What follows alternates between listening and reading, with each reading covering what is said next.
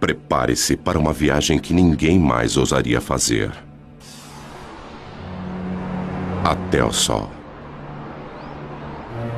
Acima da camada protetora da nossa atmosfera, você ficaria exposto ao impacto total da radiação letal do Sol. O ultravioleta queimaria sua pele em segundos. Em seguida, viria o câncer de pele. Depois, a catarata. Suas mãos estariam quentes o bastante para derreter chumbo, mas na sombra seus pés sofreriam um congelamento profundo. Estamos indo para o coração superaquecido do nosso sistema solar.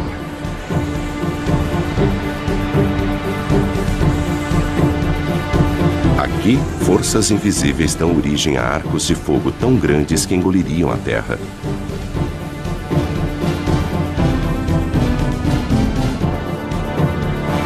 Onde explosões solares alvejam o espaço com jatos de energia pura.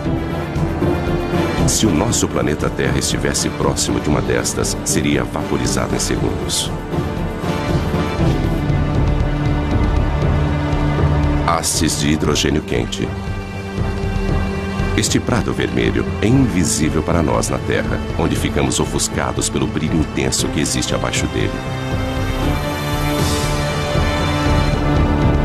Aqui, jatos de calor sobem e descem, cada um com o tamanho do Texas e com 1.600 quilômetros de profundidade. E ainda mais abaixo, em seu núcleo, a temperatura é de 17 milhões de graus centígrados. Mas o planeta Terra está à distância certa desse inferno. Enquanto outros planetas são congelados ou escaldantes, nós, a 150 milhões de quilômetros, estamos em uma zona confortável. Um pouco mais perto, e os oceanos ferveriam.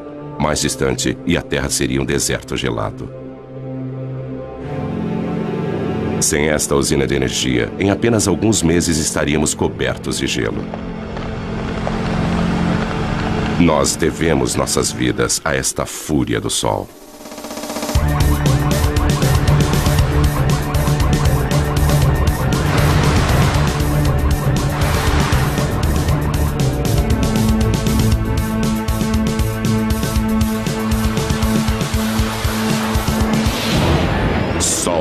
Indomável.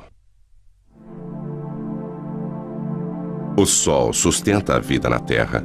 Seu calor dirige nosso clima, evaporando a água dos oceanos e movimentando-a através dos continentes. A chuva e a neve tornam os terrenos adequados para a vida. Mas o nosso Sol não é apenas calor, também é luz. O milagre das plantas é sua habilidade em usar a luz do Sol para crescer. E após crescerem, criam um outro milagre. Através da fotossíntese, as plantas convertem a água e dióxido de carbono em carboidratos, liberando oxigênio. Como as plantas, os animais também aproveitam a energia do Sol. O calor do corpo de todos os animais já foi luz solar. Sem este calor, criaturas como o crocodilo não teriam energia para digerir seus alimentos. Uma câmera de mapeamento térmico mostra as áreas quentes, as protuberâncias nas costas do crocodilo que desenvolveram-se para captar o calor do Sol. Eles absorvem o calor através da pele, que o transporta para a corrente sanguínea. Os alimentos apodreceriam no estômago frio de um crocodilo. Nós também gostamos de nos deitar ao sol. E quando fazemos isso, obtemos mais do que apenas um bronzeado. Nossa pele começa a produzir ingredientes para as vitaminas que precisamos para sobreviver, usando reações químicas que são desencadeadas pela energia da luz do Sol. Nós devemos nossas vidas a esta imensa usina de força natural.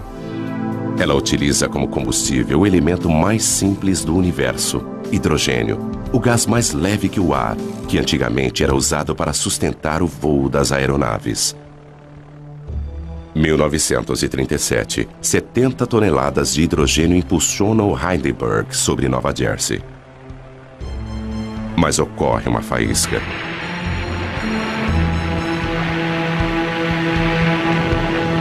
O gás se incendeia numa reação química.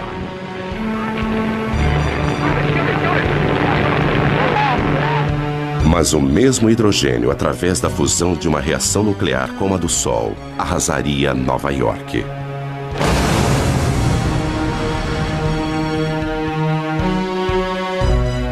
Por isso, o Sol é melhor observado a uma distância segura.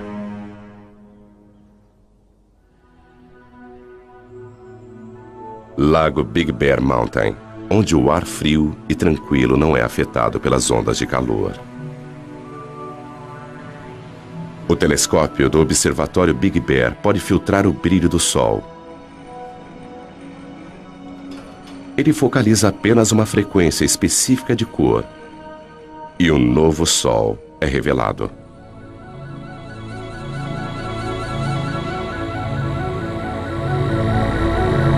Deixando de ser um disco ofuscante e observando a luz emitida pelo hidrogênio quente, as características do Sol aparecem subitamente.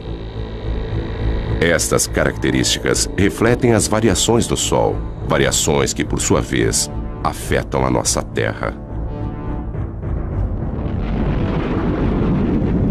As manchas pequenas e arredondadas são as áreas mais frias, manchas solares que localizam-se em uma superfície abrasadora. Labaredas, fissuras que se abrem, brilhando com mais calor à luz do hidrogênio.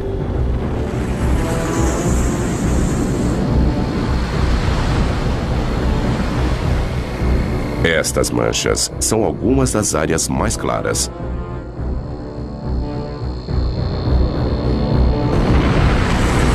Imensos filamentos, arcos de gás erguendo-se acima da superfície.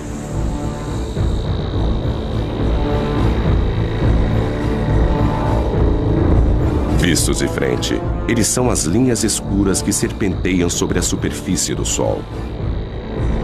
Estas mesmas características, quando vistas contra a coroa, são chamadas de proeminências. Elas curvam-se para o alto, grandes o bastante para engolir a Terra. Os segredos do Sol são revelados pelo alcance da radiação que ele envia para o espaço. Há muito mais na luz do Sol do que nossos olhos podem ver.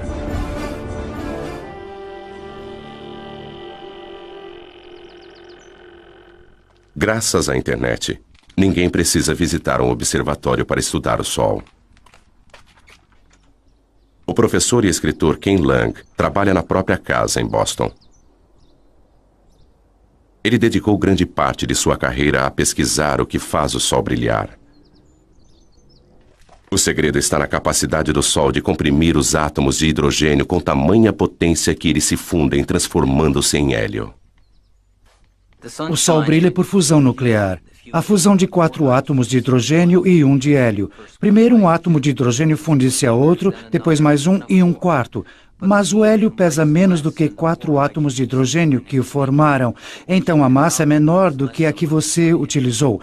Essa diferença na massa é a energia que alimenta o Sol. Alguns quilos de matéria transformam-se em energia em uma bomba H. Mas a cada segundo, o Sol libera a mesma energia de 1 milhão de bombas H. Apesar disso, existe uma força que impede que ele se fragmente. A gravidade. Ela é forte o bastante para manter o monstro nuclear sob controle. A gravidade comprime o Sol, fazendo com que ele se aqueça por dentro. As partículas movimentam-se mais rapidamente e a fusão nuclear ocorre a uma taxa mais veloz. Isso gera uma pressão de dentro para fora que faz com que o Sol se expanda e resfrie-se novamente. Mas quando a fusão obriga o Sol a se expandir, a gravidade volta a agir. O núcleo se aquece e a fusão nuclear aumenta. Então o pêndulo fica oscilando entre a gravidade e a fusão. É como um cabo de guerra indo e voltando, mas sem vencedor.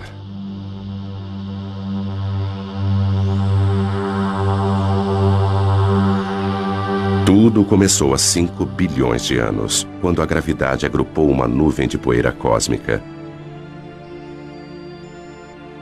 No núcleo, tornando-se mais denso e mais quente, o gás e a poeira fundiram-se. Cometas disparavam na direção do Sol recém-nascido. Hoje, o telescópio espacial Hubble observa o mesmo processo acontecendo em todo o céu.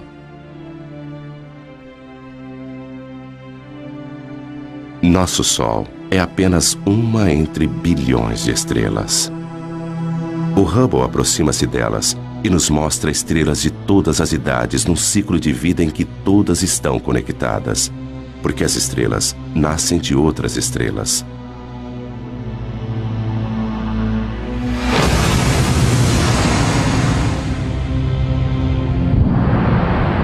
Uma enorme estrela explode e enche o espaço com seus fragmentos. Os vestígios de sua morte unem-se aos destroços de inúmeras outras explosões. Estes resíduos vão se transformar nas sementes de novas estrelas. A nebulosa da Águia, o caldeirão da criação. Nuvens imensas de estrelas mortas há muito tempo. No seu interior, estrelas, planetas, talvez até mesmo vida, tudo isso esperando pela iminência do nascimento.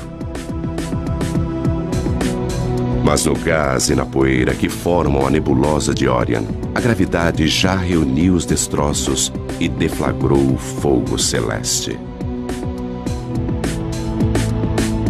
Novas estrelas com bilhões de anos para brilhar.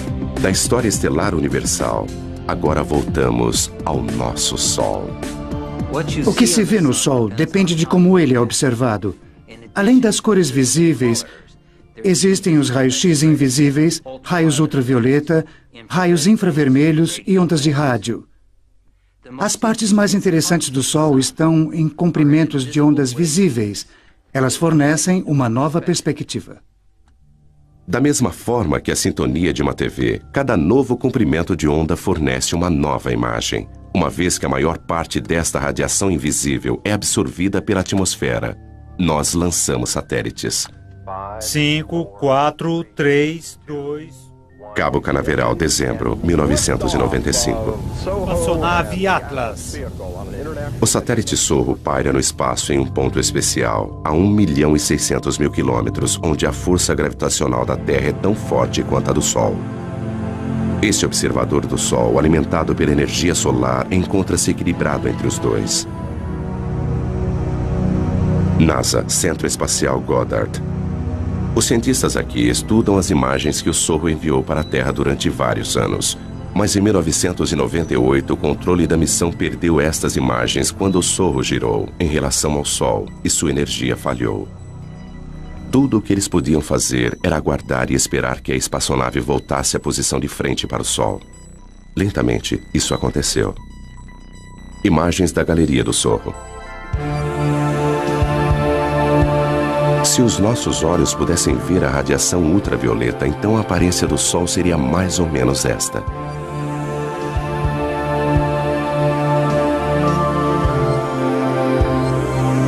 A visão de raio-x mostra manchas brilhantes e quentes. Observando a luz do hélio, uma coroa turbulenta é revelada. Aqui, os gases são movimentados por uma força invisível.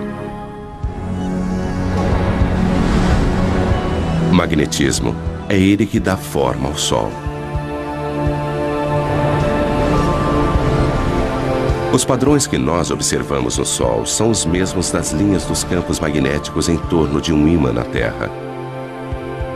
O magnetismo molda, dá forma e comprime tudo o que nós vemos no Sol. Ele energiza explosões potentes. Ele aquece a coroa solar. O magnetismo invisível governa o Sol. O Sol é tão quente que seus átomos de hidrogênio são desmembrados. O que sobra é o plasma, partículas escaldantes e eletricamente carregadas. E onde houver magnetismo, o plasma vai agitar-se. Aqui, nada fica estático. Este roda-moinho incontrolável é um furacão solar com 1.600 quilômetros de largura. E abaixo da superfície brilhante e visível, a convecção ergue gigantescas labaredas de plasma da fornalha sob pressão, mais abaixo.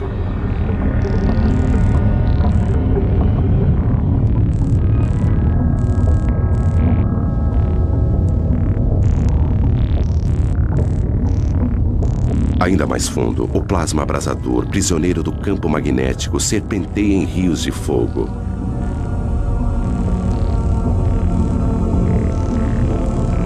O Sol está em constante movimento. Os mapas mostram que o plasma movimenta-se em velocidades diferentes nas diversas camadas. O vermelho é mais rápido, o azul é mais lento. As partículas elétricas giram em redemoinho dentro do Sol. Mais depressa no Equador, mais lentamente nos polos. E essa diferença de movimento produz o magnetismo do Sol. Isso pode ser estudado com o telescópio McMath.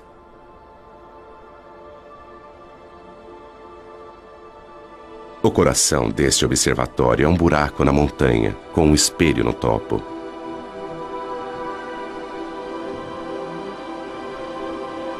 Don Jennings veio aqui para estudar o magnetismo do Sol. Apesar dele jamais alcançar a Terra, isso não vai impedi-lo.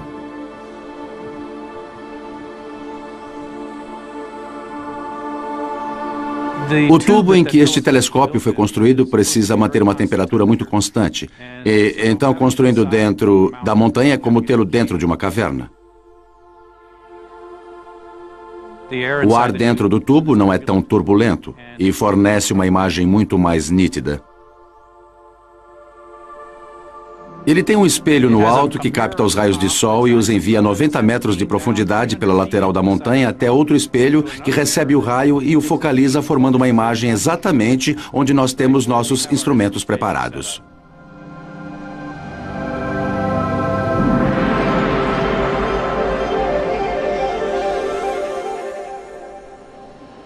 É possível ver uma grande mancha solar.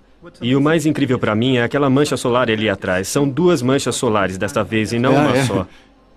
E como estamos planejando mapeá-las? Alinhe a fenda ali e deslize para... Don e Pedro Sada são mapeadores de campos magnéticos. É um trabalho duro. A paisagem e as manchas solares mudam constantemente. Manchas solares são áreas em que o campo magnético é muito forte e a atividade na superfície solar é muito intensa. E nós queremos estudar a estrutura dos campos magnéticos na região das manchas solares e também observar como elas mudam de hora em hora, de um dia para o outro. Para estudar o objeto mais quente do nosso sistema solar, eles precisam ir para o outro extremo de temperatura.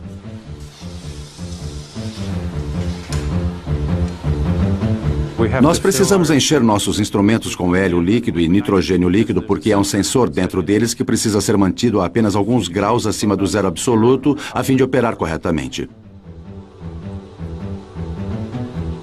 O que se vê aqui é um pouco do hélio saindo e formando vapor d'água no ar. Mas não se trata só de fumaça e espelhos. Há muita ciência séria acontecendo por aqui. Don e Pedro não podem medir diretamente o magnetismo do Sol, mas conseguem ver seus efeitos. O sensor congelado vai observar a radiação infravermelha do Sol e calcular as mínimas variações em sua cor. E agora está tudo pronto. Don, você pode instalar os filtros enquanto eu coloco a agulha no lugar, por favor? Ok. Campos magnéticos fortes alteram a coloração de algumas das luzes do Sol. Don e Pedro sabem qual deveria ser a cor, e observando o quanto ela mudou, eles podem mapear a força do magnetismo em torno de uma mancha solar. Ok, Don, eu vou focalizar a câmera para nós podermos ver melhor a mancha solar. Ok, faça isso. Eles criaram uma imagem de como o magnetismo se comporta em torno das manchas solares. O campo magnético proveniente daquela mancha solar é quase como uma fonte que eleva-se no centro, muito concentrado, depois se espalha. E geralmente as manchas solares ocorrem em pares, ou talvez mais. E o campo magnético é proveniente de uma das manchas, talvez como no Polo Norte de um ímã, e passa para outra mancha, que seria o Polo Sul. Dentro do imenso ímã do Sol existem estes outros ímãs. O plasma do Sol rastreia as linhas de campos magnéticos entre os polos norte e sul.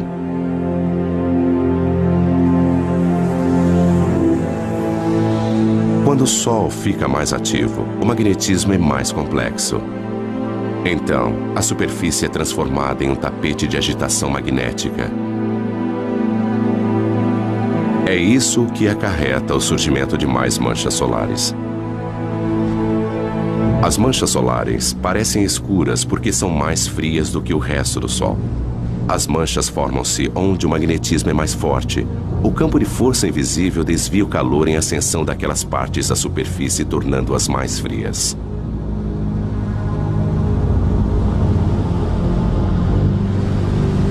Se você pudesse entrar no centro de uma mancha solar, veria que ela apresenta uma ligeira depressão. Tem mais ou menos o formato de um prato.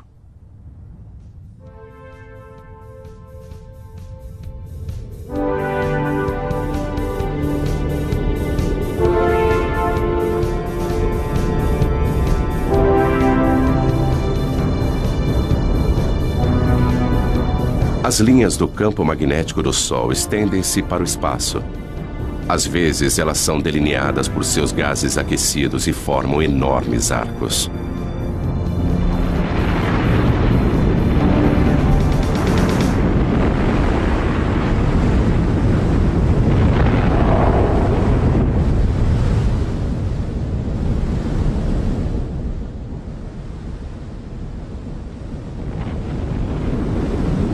Estas são as proeminências. As linhas magnéticas agem como tramas invisíveis, atraindo o plasma para fora. Elas podem pairar sobre o Sol durante semanas.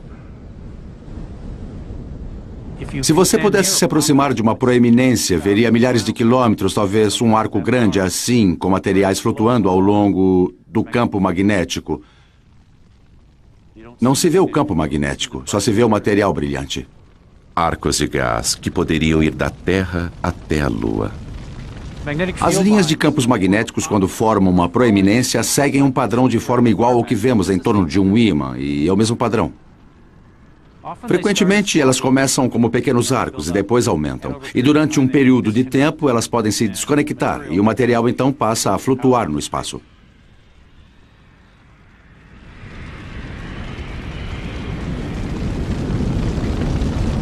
Um imenso estilingue solar lança longe milhões de toneladas de partículas.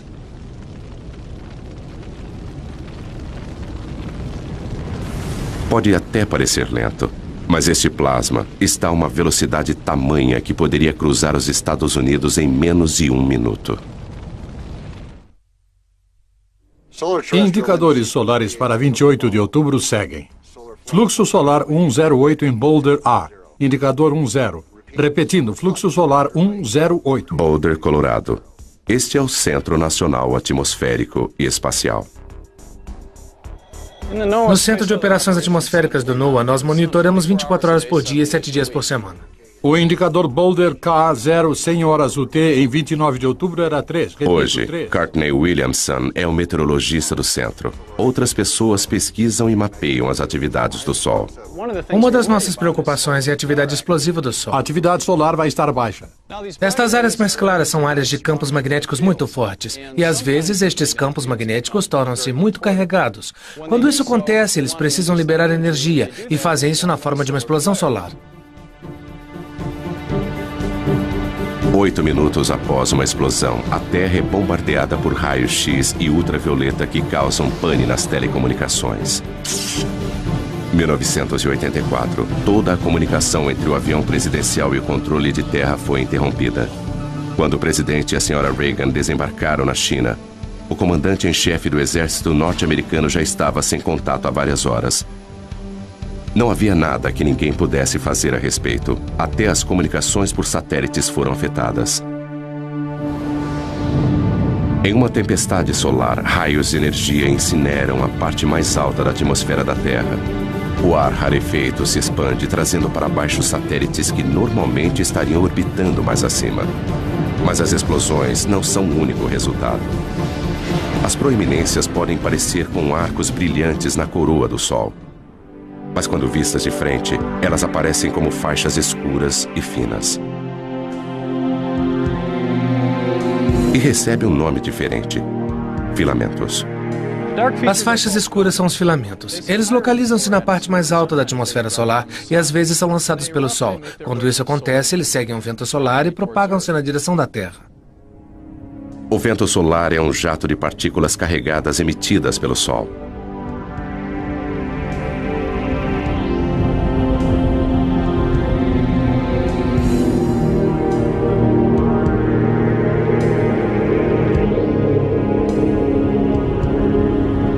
Nossa estrela sofre constantes explosões, enviando milhões de toneladas de elétrons e prótons para o espaço a cada segundo.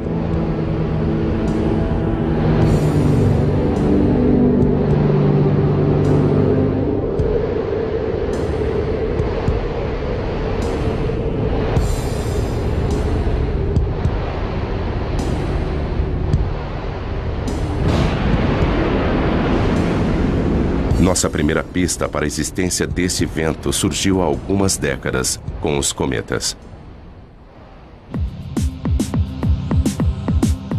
1986, cometa Halley. Atingidos pelo calor do Sol, seu gelo e poeira cósmica evaporam. 10 anos depois, o cometa Hale-Bopp, visto com duas caudas. Uma delas, um rastro amarelado de poeira e detritos que cobrem a trajetória do cometa. A outra cauda é de um azul elétrico. É gás brilhante, são partículas carregadas e, como uma biruta, movimenta-se na direção daquele vento solar. Esta cauda sempre aponta para a direção contrária ao Sol. Mas existem maneiras melhores do que cometas para ver o vento solar no espaço. Os satélites alimentam os monitores no Centro Nacional Atmosférico e Espacial. Estas são a densidade, a velocidade e o campo magnético do vento solar.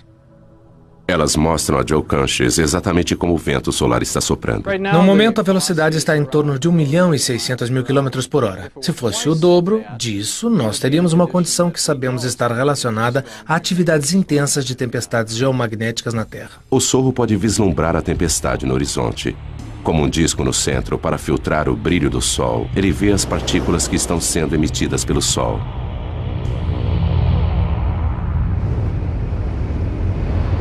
Elas atingem o sensor da câmera e faiscam.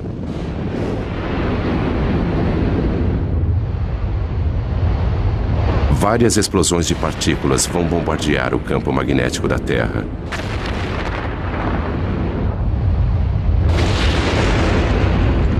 Isso tem um preço, às vezes com consequências devastadoras para o planeta. Esta imagem computadorizada mostra o campo magnético da Terra sendo bombardeado em 1997 por gigantescas rajadas de vento.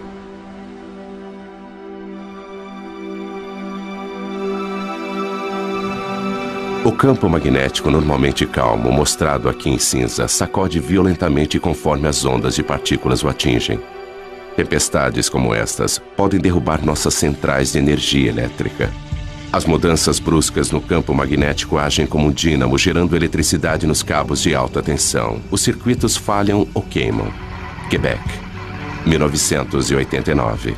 Esta manhã, 6 milhões de pessoas em toda Quebec acordaram na escuridão. Os funcionários da Hydro-Québec acham que o blackout foi causado pelo Sol. Escuridão em Montreal. Mas luzes para o resto da América do Norte.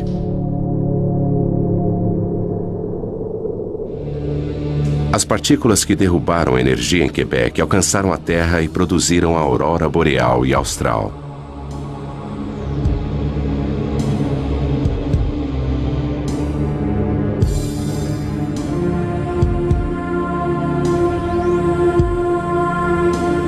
Elétrons em alta velocidade jorram pelas linhas de campos magnéticos da Terra. Como a eletricidade que faz brilhar uma lâmpada de neon, eles colidem com o oxigênio da nossa atmosfera e brilham.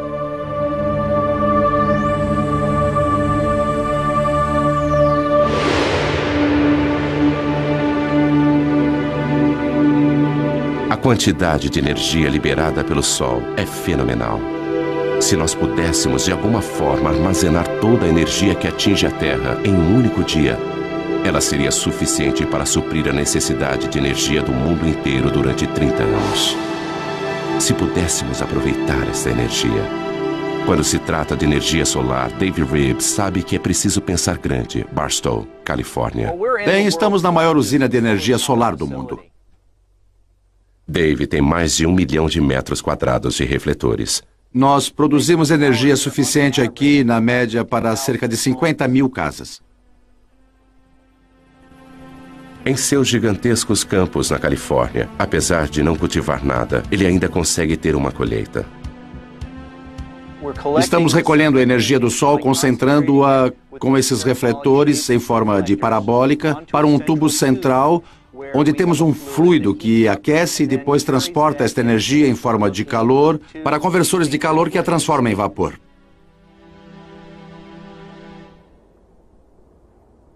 O fluido dentro do tubo é óleo, aquecido pelo calor do Sol.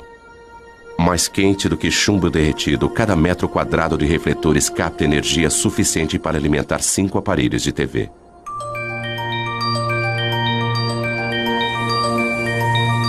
Da luz do Sol, as luzes elétricas. Apesar de ter programado 500 mil de refletores para seguirem a trajetória do Sol no céu, alguns raios solares ainda escapam de Dave. Nós contamos cerca de 30 dias nublados por ano, além de dias que são parcialmente nublados.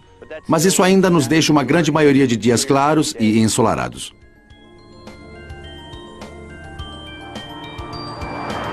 A energia solar jamais vai fornecer toda a nossa eletricidade. Mas por que tentar captar a energia de uma estrela a 150 milhões de quilômetros de nós?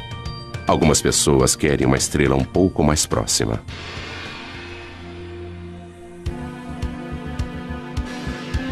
General Atomics, San Diego. Bem-vindos à fábrica de estrelas. É aqui que eles se atrevem a fundir átomos.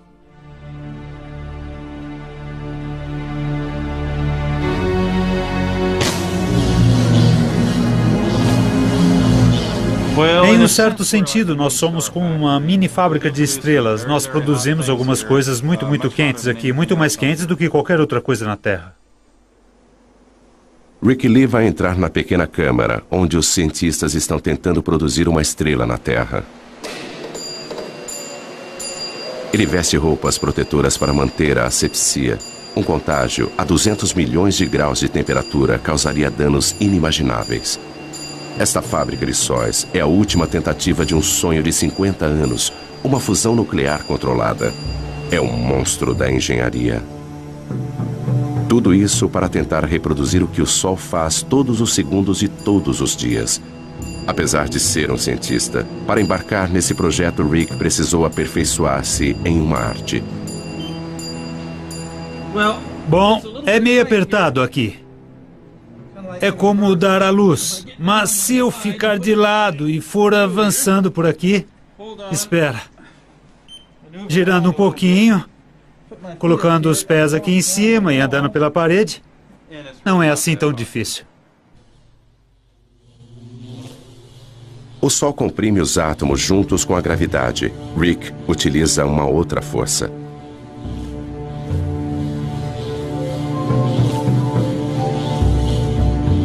Usaremos campos magnéticos muito fortes para comprimir estas partículas. Tempo suficiente para se fundirem. Até podemos pensar nisso como uma garrafa magnética.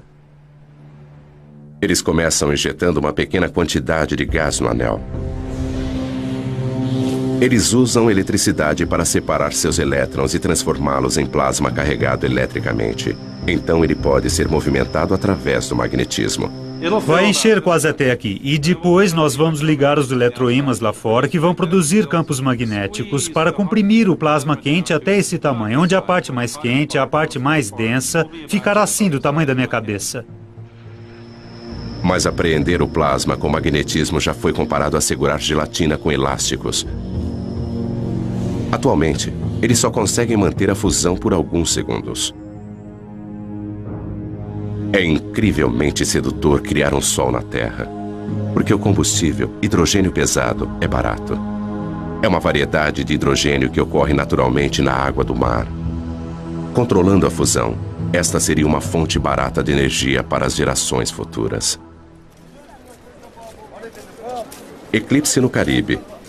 Uma coincidência cósmica.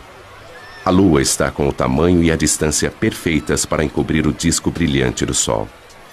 Somente quando o Sol estiver completamente eclipsado é que será seguro retirar esses óculos especiais. Então, será possível observar a camada externa e secreta do Sol, a coroa. Apesar de estar 3/4 encoberto, ainda é dia claro.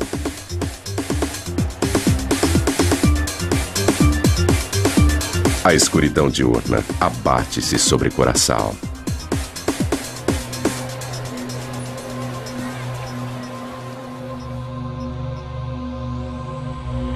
A lua devora as últimas porções do sol. Falta pouco.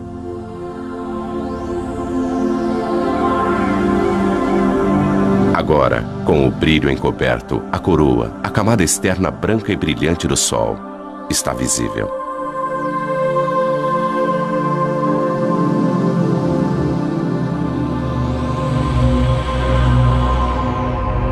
Surgindo acima do Sol, um pontinho de luz, e mais um a sudoeste. São Júpiter e Vênus. Apesar da Terra estar na escuridão, estes dois planetas, a milhões de quilômetros de distância, estão no lado iluminado do Sistema Solar. Mais abaixo, às 2 da tarde, está escuro como a noite. Imagens de um outro eclipse. Nem todos os campos magnéticos são arcos fechados. Alguns estendem-se para fora e a coroa os segue em raios. As linhas magnéticas lançam-se para o espaço e às vezes é possível ver uma proeminência.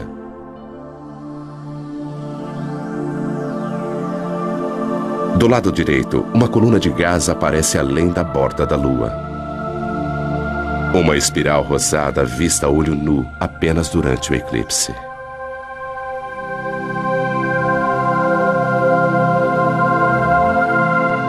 Mas o eclipse no Caribe termina em apenas alguns minutos.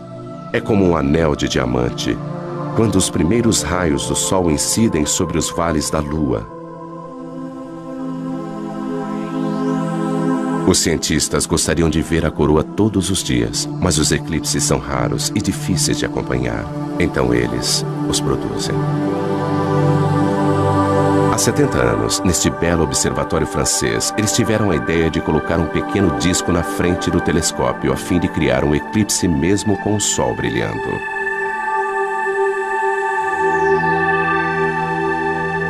Eles observam o que acontece em torno da coroa do Sol.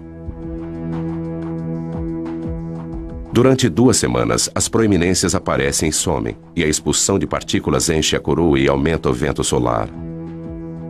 Isso dá ao Sol um halo avermelhado. Fora da nossa atmosfera, o satélite Sorro consegue uma imagem ainda mais clara.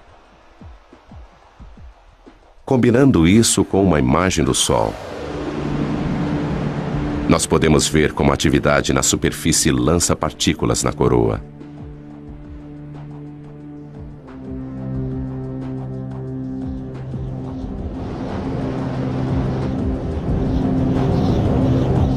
Mas a radiação e os ventos não são as únicas coisas que o Sol emite. Partículas minúsculas, os neutrinos, jorram do cerne nuclear. Um subproduto da fusão. Eles são como o resíduo do escapamento de um carro, que podem nos indicar como o motor nuclear está funcionando. Sudbury, Ontário. O Observatório de Neutrinos Solares. Durante 3 anos, a mais de 1,5 km de profundidade, eles escavaram uma imensa caverna com 10 andares de altura. O coração do detector, onde eles esperam capturar alguns neutrinos, é um gigantesco tanque de água. Se nossos olhos pudessem ver os neutrinos, eles choveriam com mais violência do que a pior nevasca imaginável. Nada entra em seu caminho. Atravessar 2.000 metros de rocha não é nada para essas partículas.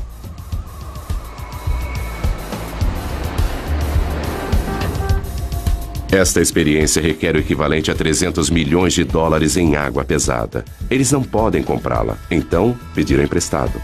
Lá se vão mais de 6 milhões de dólares pelo ralo. Eles usam a água pesada porque ela produz um pequeno flash quando é atingida por um neutrino.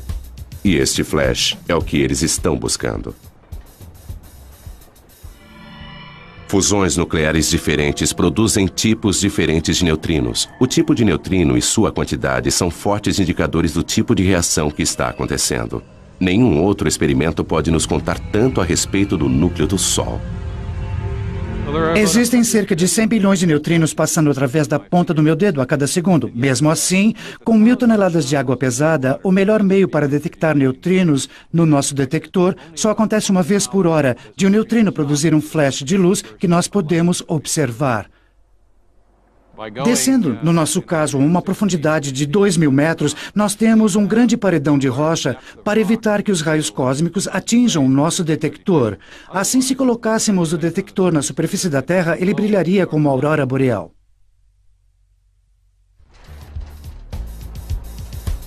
O caçador de neutrinos Duncan Hepburn trabalha em um observatório solar onde o Sol nunca brilha.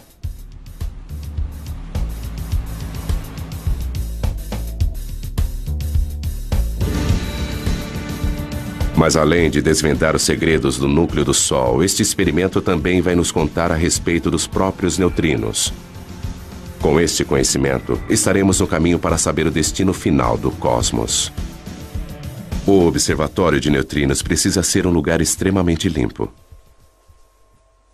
Tudo no mundo é radioativo, em certo grau, em níveis baixos. E a nossa defesa é manter o lugar extremamente limpo para que não caia nenhuma poeira no detector.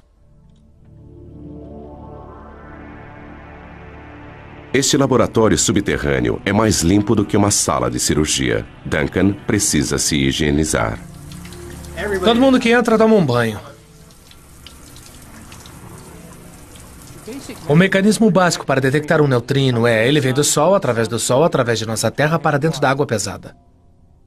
Água pesada, mas os átomos de hidrogênio desta água têm um nêutron extra. Esse nêutron é o alvo. Quando é atingido por um neutrino, uma partícula de alta velocidade é liberada.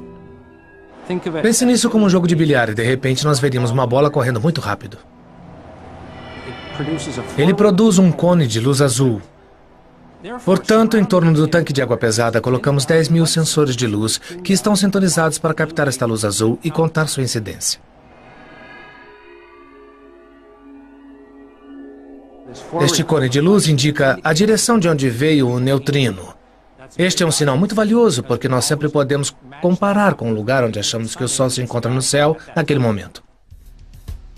Além de desvendar os segredos do Sol, o projeto Sudbury conseguiu nos ensinar muito, muito mais. A questão mais fundamental da ciência pode ser respondida aqui. Os flashes na água podem revelar quanto os neutrinos pesam. Sabendo disso, podemos prever o futuro do universo.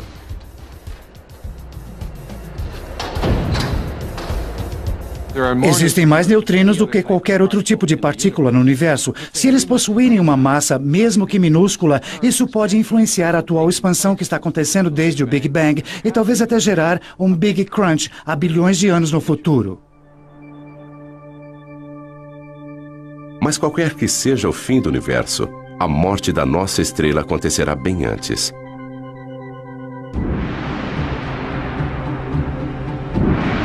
Em 3 bilhões de anos, qualquer vida terrestre estará condenada ao crematório. O Sol perderá seu equilíbrio e o pêndulo vai se alternar entre a fusão e a gravidade. O hidrogênio remanescente vai aflorar e explodir para fora, enquanto o núcleo de hélio vai brilhar muito mais do que o hidrogênio jamais brilhou.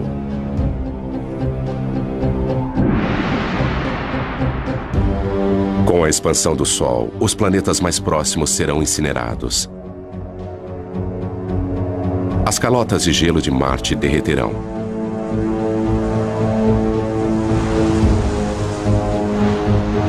O Sol, maior, mas não tão pesado, perderá sua atração sobre os planetas e eles se afastarão. Rajadas de ventos escaldantes atingirão os planetas mais afastados. Saturno será desmembrado até o núcleo e seus anéis de gelo vão derreter e ser vaporizados.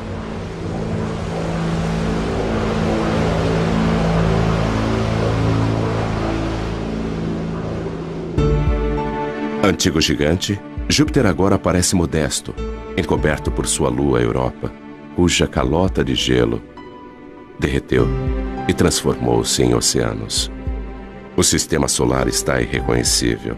O Sol consome a si mesmo agora, tornando-se uma anã branca, alimentando-se das cinzas elementares das fusões anteriores. Em sua fase final, ele lança imensos jatos de poeira cósmica e os resíduos de sua morte alcançam muito além de seus antigos planetas. A ampulheta esgotou-se para o sistema solar. O Sol, que nutria e proporcionava vida para seus filhos, agora os devora. Ele lança suas cinzas ao vento cósmico para que sejam reunidas em nuvens e depois formar novas estrelas, novos planetas e talvez nova vida.